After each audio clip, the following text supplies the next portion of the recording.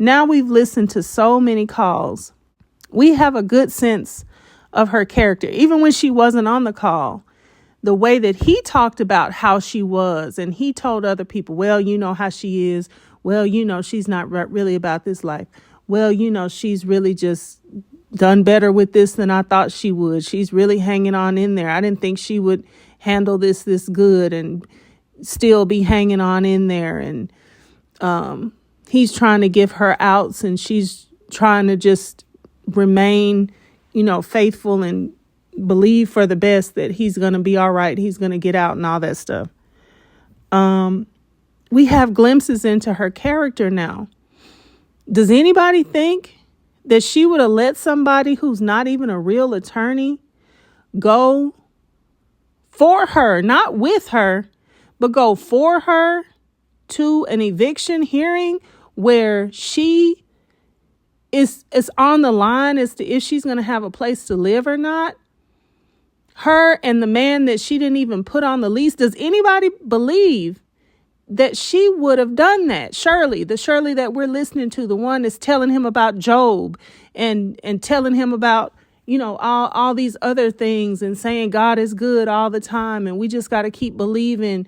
And, you know, he's going to work it out. Jesus is going to work it out for us. You know, like, does anybody think that Shirley right there would have let a fake attorney and a man that's not even on the lease go to see about a house where she's depending upon to live?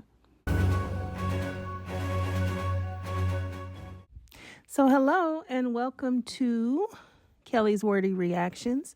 Thank you so much for clicking on this video. I really appreciate your viewership and your support. So today I wanted to come in real quick and talk about, really react to a video that I saw on Pam ESQ or Pam Esquire, the Law Intellect channel. All right, y'all. So let's get into it. So I looked at this video last night. I believe it was a live. Let me get back to it and tell you the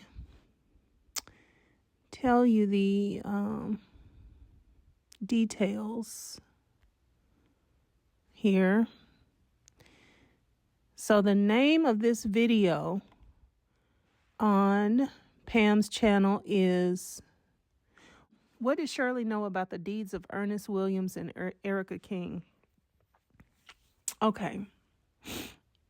So if you want to hear the entire video, the way that she laid out all of the documents that she has. So what she's done in this particular video, she went ahead and pulled all of the records, all the court records regarding Shirley Strawberry's eviction from one of the properties. I guess actually it would be that last property in question, the property that she would have been evicted from in 2021. So people talk about Shirley and Ernest being evicted several times. So this is one of those evictions. And she's pulled all of the court documents. They have records and text messages and all sorts of stuff back and forth of the way that Shirley was allegedly and supposedly contacting the landlords, what the landlord said back to Shirley, and when she actually was evicted and how long the process took. So basically what has happened within this eviction, it looks like, and I say looks like because I'm going to tell you what I think in a minute, but it looks like Shirley applied for, first of all, Shirley was the only person that was on the lease. So this lease outlined that she was the only tenant. And it was very specific that no one else was supposed to be residing in the property. Okay. Number one. It looked like Shirley had applied for the COVID moratorium and whatnot, where she was not going to, or she was applying, or she was trying to apply the COVID moratorium to her situation. And it looks like she stated to the landlords that she needed this relief program because her income had been cut. Okay. During COVID and because of COVID. So there were income requirements, right? If you were a single person, I believe you could not make more than $98,000 a year. Let's say $95,000 to $98,000 a year. If you were a married person, the two of you couldn't make more than $195,000 to $198,000 a year. Alone, the documents, the check stubs that were presented alone brought Shirley to over $200,000 a year by herself with her own check stubs. So she would have actually had to present paperwork and documentation that did not support her own case. What's worse is that she supposedly used an attorney to present this documentation to support her case in eviction court. Okay. So this is what we know. When she was first, asked to leave, or at the beginning of the eviction, the amount owed was like $8,000. At the end of the eviction, the amount owed was like $44,000. And it ended up to the extent that first of all, of course, the landlord was able to get the judgment against Shirley because she had nothing to support her case, nothing to support why she had not been paying the rent. So she lost the case. And it went so far as to put in for a wage garnishment from her actual job. Okay. Now, as for my opinion, before I say that, during these court appearances, I think I did allude to, there was an attorney that showed up on Shirley's behalf. That attorney was named, was it April? I think it was April Holloway.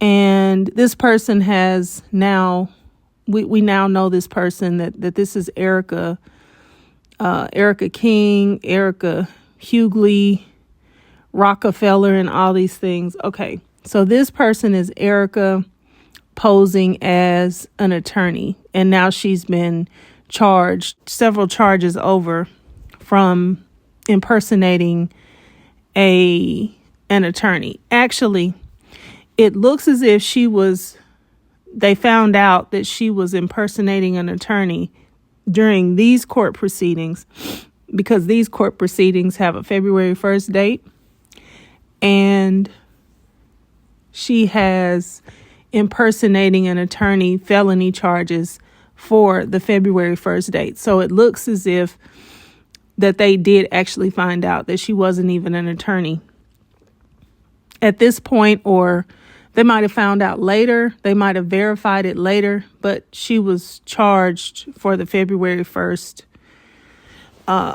court appearances posing as an attorney. Okay. She was there. She showed up.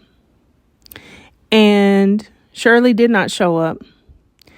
And Ernest even showed up, even though he was not on the lease. He was not even supposed to be living in the house according to the lease. But he showed up to speak on Shirley's behalf as well, apparently.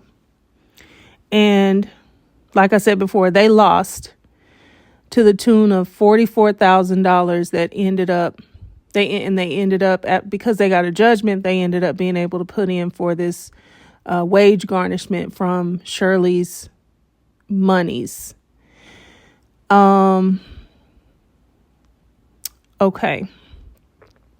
Now, for my opinion. My opinion is, I already knew that this was a long game con artist. I say that he's a romance scammer because other than saying that he was a con artist, I didn't have any other words to put it in. Nowadays, when we think about a romance scammer, we think about someone who is scamming you online. You can't see them because of the feelings that they are purposefully causing you to develop. They're manipulating you to develop these feelings, and for whatever reason, you're in a position to be manipulated. So they're using your unique emotional state and whatnot to go ahead and manipulate you into doing these things that they want you to do.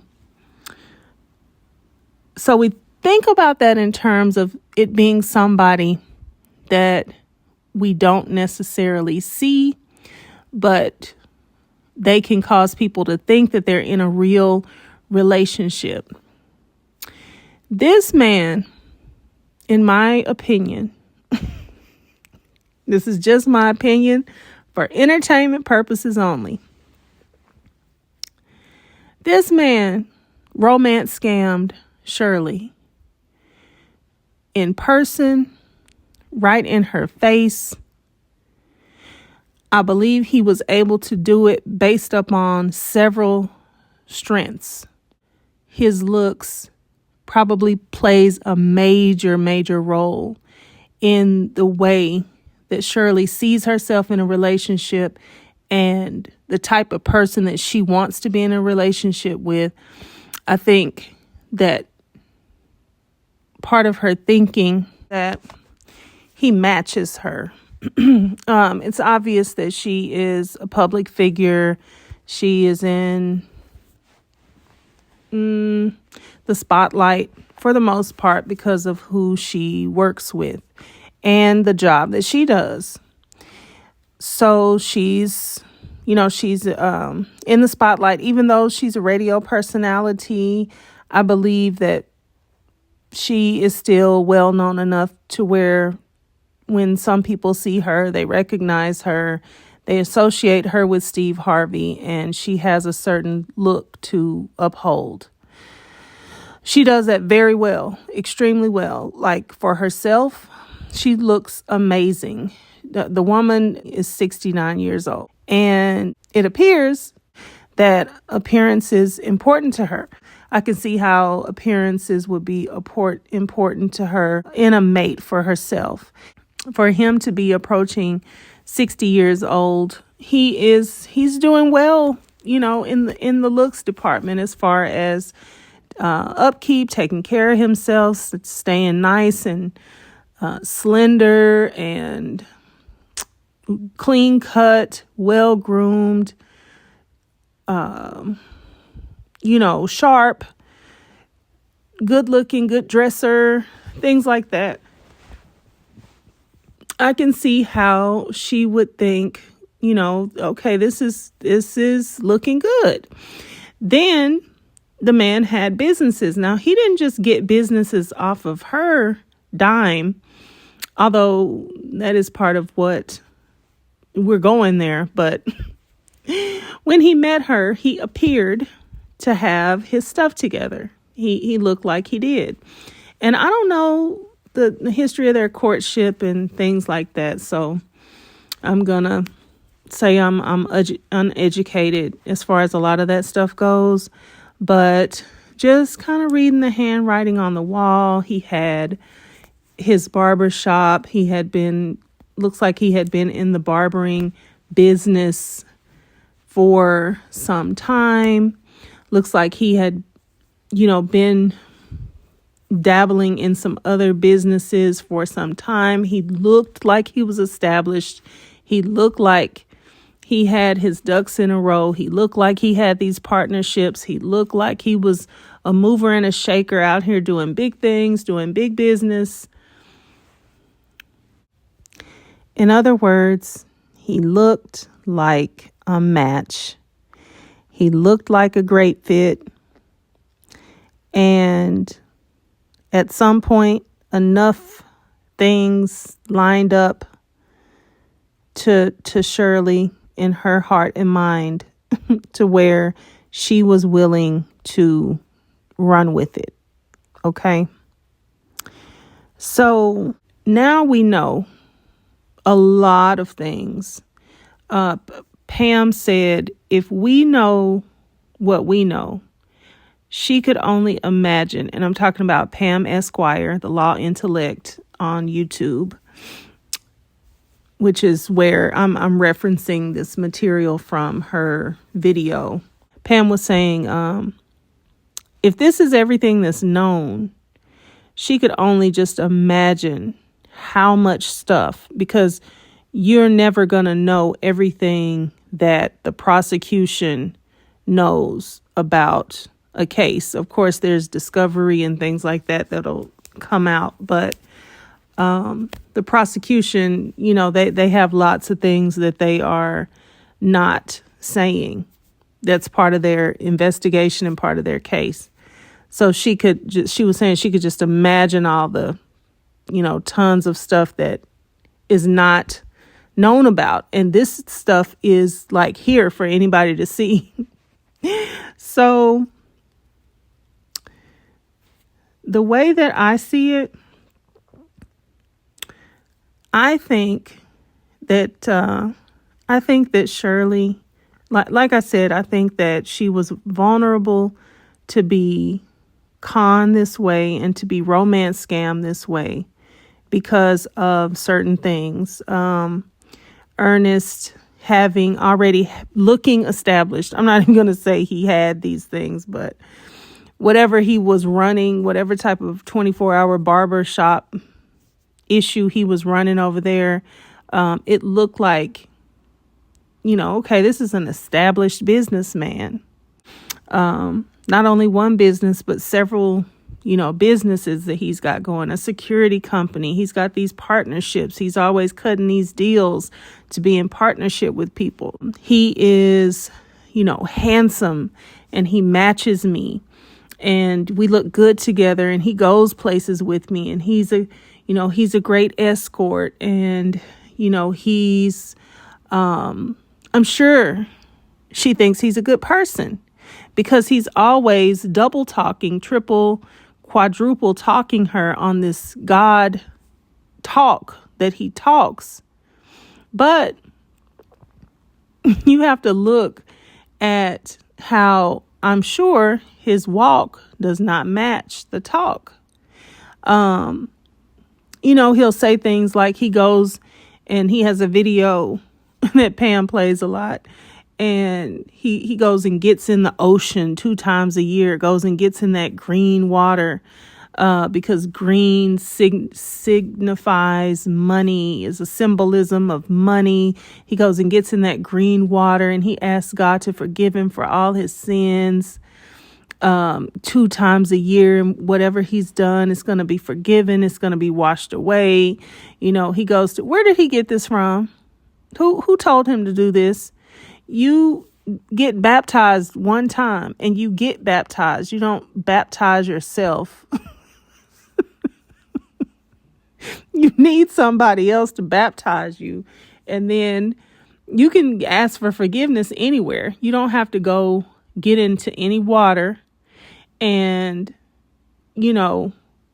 God, the blood of Jesus washes away your sins. It's not the ocean. I don't know where he's coming up with this stuff. And it's like the God he's talking about, Shirley, that's not the God that you're talking about. Y'all are talking about two different gods. He's not even up to speed on the God that you're talking about. He's basically sort of like created his own God in his mind, and his God is okay with all of the messed up stuff that he does and all the ways that he does it. And he just makes up in his mind how he's going to make it okay for him. And, I don't know, but y'all are not talking about the same God. That's painfully obvious. That's not, and I'm sure he's not going and worshiping with you and serving with you and being on usher boards, while you're singing in the choir. I'm sure that that's not what's going on, because it couldn't be. Because, he'd be found out if he was with people who really walk this walk and live this life. He'd be found out about. But it's some type of a lullaby state he has managed to be able to put her in, where they say God together, but the God he's talking about is not the same God that she's talking about. It is not. And so when you look at the fact that how we know her to be from listening to all these calls, nobody really knew her. We just knew about the strawberry letter and her saying, "We'll be right back" on the radio and things like that. But we didn't really know her character. Now we've listened to so many calls. We have a good sense of her character. Even when she wasn't on the call, the way that he talked about how she was, and he told other people, well, you know how she is. Well, she's not really about this life. Well, she's really just done better with this than I thought she would. She's really hanging on in there. I didn't think she would handle this good and still be hanging on in there. And he's trying to give her outs, and she's trying to just remain, faithful and believe for the best that he's going to be all right. He's going to get out and all that stuff.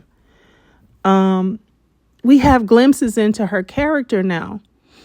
Does anybody think that she would have let somebody who's not even a real attorney go for her, not with her, but go for her to an eviction hearing where she is on the line as to if she's going to have a place to live or not?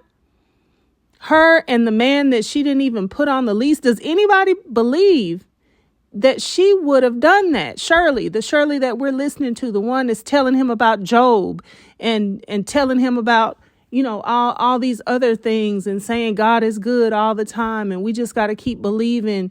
And, he's going to work it out. Jesus is going to work it out for us. Does anybody think that Shirley right there would have let a fake attorney and a man that's not even on the lease go to see about a house where she's depending upon to live?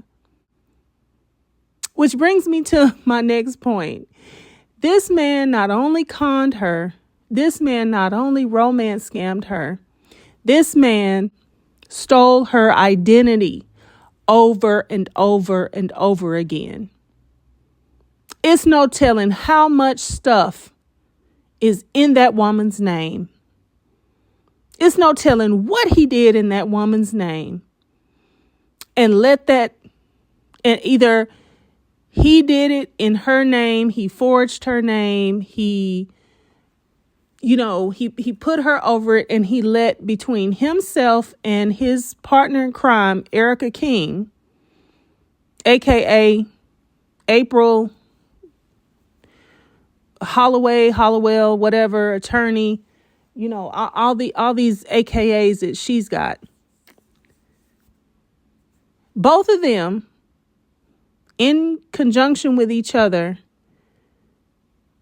stole Shirley's identity and did various and sundry things in her name. And who knows how many things they did in this woman's name. Who knows? All those evictions that Shirley supposedly got, she might not have even actually gotten a one of them. Because that might have been him behind her back, stealing her identity, putting things in her name, manipulating her credit. I mean, I don't know what all is possible on that level of deciding to be a fraudster. But I'm pretty sure if you are a con artist, you're a scammer, and you don't mind doing all sorts and types of fraud, and you have somebody that is your other half, your spouse, that you have gotten into the relationship with just for the optics of it all in the first place, what would stop you from stealing their identity? Because it is such a good identity. Like it's a gold mine. Like you hit the mother lode. You got somebody that actually has this, great reputation and name, being connected to being on a morning show and connected to a powerhouse of a name like Steve Harvey. You could do all sorts and types and kinds of things in their name. Especially when the person trusts you wholeheartedly, thinks you're a solid businessman, doing business deals. You've been doing business before me. You're going to be doing, that's what you do. So you allow them, they're close to you. It's your spouse. They have access to you in every way. But he took that access and used it as a pass key to just do all sorts of things, whatever he wanted to do, run ramshot over her with her name and with her credit and, with her whatever. Just run ramshot over it. Because it appears to me that he only connected himself so that he would have a good cloak. I mean, this is a good coat right here. This is the best, one of the best coats that they ever made. I got a good name, good, high quality. What did they say? Luxury lifestyle name. Got this woman from the morning show. People know the name. People absolutely know the name of Steve Harvey. I can get anything with this name alone. Then I got somebody to work the name for me. I got this other woman who's my partner in crime, who will write the letters, who will, impersonate for me on the back end. And sometimes maybe on the front end. I think I remember Pam saying something about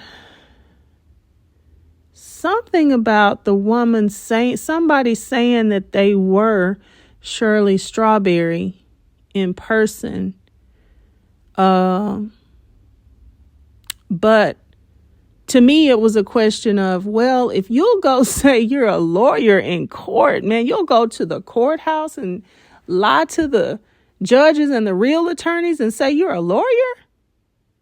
What's stopping you from just telling somebody, yes, my name is Shirley? I think his partner in crime, in my opinion, I think that she impersonated her anywhere that she needed to, any and everywhere that she needed to, with, all sorts and types of deals for cars, vehicles, credit, homes, who knows? If she needed to be in person, she'd just go and say, "This is my name." And, as much as we think people might know the name Shirley Strawberry, some people, some people are going to know the face, but a lot of people won't really know the face. They'll just know the name, and there's people that don't know the name or the face. So what would be stopping her from impersonating? Nothing. So I just think he did. I honestly, I think she's blessed to be here. Because when somebody doesn't care about you on such a profound level like that, yeah, you're blessed to still be in the land of the living, because they don't have any type of conscious about what they're doing to you. And it's real unfortunate to say. It's real unfortunate that this happened. But it's just the handwriting is on the wall. And I know a lot of people just don't understand. They don't understand con. They don't understand trickery and deception on the levels that it can be played on, because people overestimate themselves, I think. And, even if you are the most game-seeing person in the world, and you just think, anybody who can't see game and trickery and deception and lies and a con artist coming from a mile away, you just think that person is stupid. Oh, well, there are some people that don't see it. There are people that don't see it. And I'm going to tell you, there's circumstances. There's circumstances that can make people more susceptible to not seeing what they really need to be looking at. People can want something so bad. And it's not terrible to want something so bad, but at a point you got to look at, am I wanting this so bad that I can't see, and I can't accept what might be going on here. Do I think there's a little bit of that? Yeah. But I think a vast majority of it is somebody who got preyed upon because of their weaknesses. And they might have weaknesses in areas just because of their age, just because of they're less savvy in certain areas, just because of the way that they think. A lot of people just think, well, that's a man, that's their business. I'm gonna let the man handle their business. That's what they're doing over there. I'm doing what I'm doing over here. I don't even really have time to get into all of that. And everything, looks like everything. So I'm good. And I'm just going to trust. The truth is, we don't know all the ins and outs. But from what we can see, it looks like a lot of con artistry here. And also probably a tremendous amount. We may not even ever know how much he performed identity theft as a part within his romance scam, within his con game. He definitely, in my opinion, for entertainment purposes only, stole this woman's identity and used it every sort of which way he could. So anyway, I have said enough, And again, I want to thank you all for tuning in. Please subscribe to the channel if you haven't already. Like the video, comment on the video, and share the video. What else? All the things. Just do all the things. Thank you so much for tuning in. Bye.